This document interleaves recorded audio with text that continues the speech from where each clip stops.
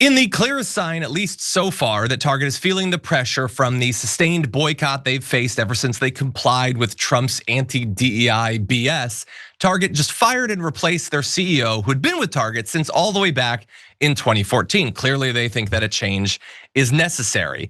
And I just want to remind you of what has happened to Target over the past year and then contrast it with another major business that did not comply with the anti-DEI crusade.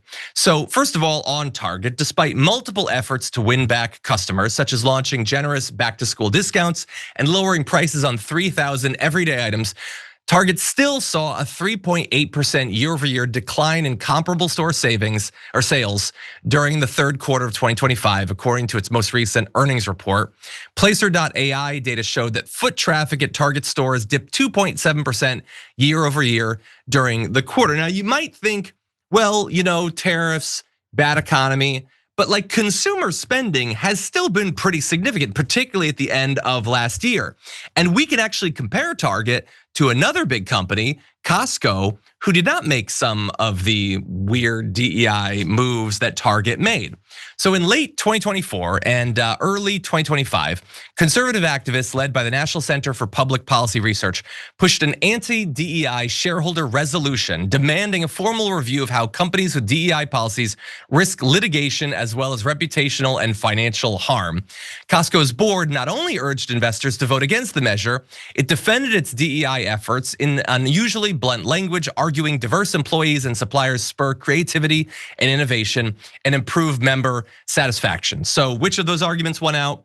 Well, 98% plus of shareholders ended up voting against the measure. And look, any corporation is likely deserving of either a little or a lot of criticism. Costco's not immune from that, but they have kept a formal diversity office and program in place, even as management remains predominantly white. A contrast the company acknowledges while pledging to keep pushing towards its DEI goals. And so what has actually happened with their business? Well, analysts note that Costco enjoys strong customer loyalty, robust traffic, and a reputation for high wages and low executive employee pay gaps, factors that have helped it outperform many retail peers through political swings and economic turbulence. Their stock is virtually unchanged since before December 2024, so before Trump got into office and started pushing the anti-DEI stuff. And its stock didn't outperform the S&P 500 last year as it usually does, but the same store sales were slightly below expectations, but revenue was up 8.2%. On the other hand, Target, their stock price has still not recovered to the value it had before they folded to Trump's demands. Now, look, there's a lot going on. Can't say that this is the entire picture, but Target really has been struggling ever since they did what they did. What do you make of it, Sharon? I love it, and I hope they continue to struggle. And they've been dishonest too about where they are in this unrest and this partial boycott, if you will. Lying to us, oh, the CEO, and then he moves over to the COO position. I mean, it's a big scam.